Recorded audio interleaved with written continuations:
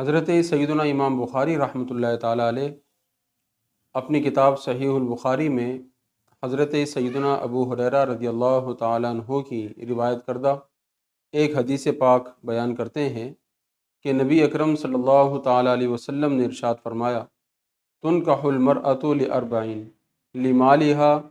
ولحسبہا ولجمالہا ولدینہا فاظفر بذات الدین۔ یعنی کسی بھی عورت سے جو نکاح کیا جاتا ہے اس کی چار وجوہات میں سے کوئی ایک وجہ ہوتی ہے، یا تو اس کے مال کی وجہ سے اس سے نکاح کیا جاتا ہے، یا اس کے اعلیٰ خاندان کی وجہ سے نکاح کیا جاتا ہے، یا اس کے حسن و جمال کی وجہ سے اس سے نکاح کیا جاتا ہے، اور یا پھر اس کی دینداری کی وجہ سے نکاح کیا جاتا ہے۔ اور فرمایا رسول پاک علیہ السلام نے کہ دینداری کو ترجیح دو۔ اس حدیث پاک میں نبی اکرم صلی اللہ علیہ وسلم نے یہ تعلیم دی کہ جب اپنے بچے کے لیے کوئی رشتہ تلاش کیا جائے، کوئی رشتہ دیکھا جائے، تو بچی کے اندر سب سے پہلے جو خوبی دیکھی جائے وہ اس کی دینداری دیکھی جائے۔ اس کا حسن و جمال اپنی جگہ ہے، اس کی مالداری اپنی جگہ ہے، اس کا اعلیٰ خاندان اپنی جگہ ہے، لیکن ان سب میں جو ترجیح حاصل ہوگی وہ دینداری کو حاصل ہوگی۔ کیوں؟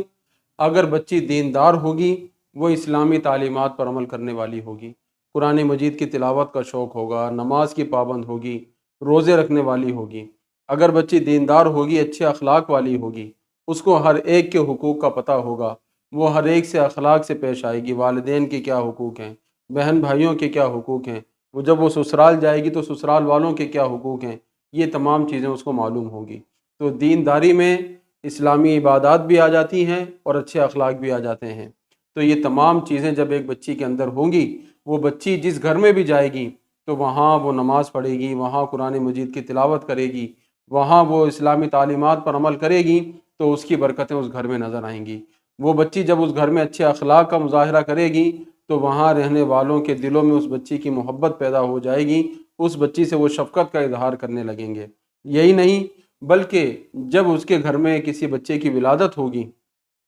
تو پھر وہ بچی اپنے بچوں کی اسی انداز میں تربیت کرے گی۔ اس کے بچے اپنی ماں کو نماز پڑھتے ہوئے دیکھیں گے، نماز کا شوق پیدا ہوگا، تلاوت قرآن کرتے ہوئے دیکھیں گے، قرآن مجید کی تلاوت کا شوق پیدا ہوگا۔ اسی طرح اور اسلامی تعلیمات پر عمل کرتے ہوئے دیکھیں گے، اللہ کا ذکر کرتے ہوئے، درود پاک پڑھتے ہوئے دیکھیں گے، ان کے دل میں بھی ان چیزوں کی محبت پیدا ہوگی۔ جب بچے اپنی والدہ کو ہر ایک سے اخلاق سے بات کرتے ہوئے دیکھیں گے، ہر ایک کا لحاظ اور ہر ایک سے مروت سے پیش آتے ہوئے دیکھیں گے، تو بچوں کے اندر بھی یہی چیزیں پیدا ہوتی چلی جائیں گی، اور اس طرح ایک بہترین ماحول گھر کا بن جائے گا،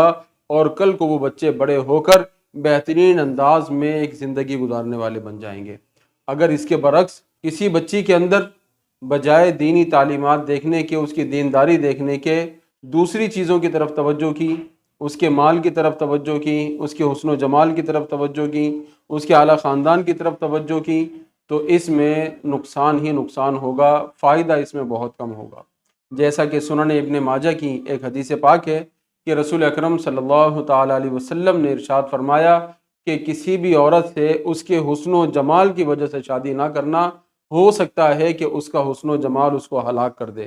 اور فرمایا کسی بھی عورت سے اس کی مالداری کی وجہ سے شادی نہ کرنا، ہو سکتا ہے کہ اس کی مالداری اسے سرکش بنا دے، البتہ اس کی دینداری کی وجہ سے اس سے شادی کر لینا۔ مطلب یہ ہے کہ اگر لڑکی حسین و جمیل ہوگی اور دیندار نہیں ہوگی تو فتنے میں مبتلا ہونے کا اندیشہ ہے، لڑکی حسین و جمیل اور مالدار ہوگی، دیندار نہیں ہوگی تو سرکش ہو جانے کا اندیشہ ہے۔ تو لہٰذا ہمیں چاہیے کہ ہم اگر اپنے گھر کو ایک بہترین ماحول میں ڈھالنا چاہتے ہیں، اپنے گھر کو بہترین ماحول میں ڈھالتے ہوئے اپنے بچوں کی تربیت چاہتے ہیں، تو پھر اس کے لیے ضروری ہے کہ ہم اپنے بچوں کے لیے ایسی بچیاں تلاش کریں کہ جو دیندار ہوں،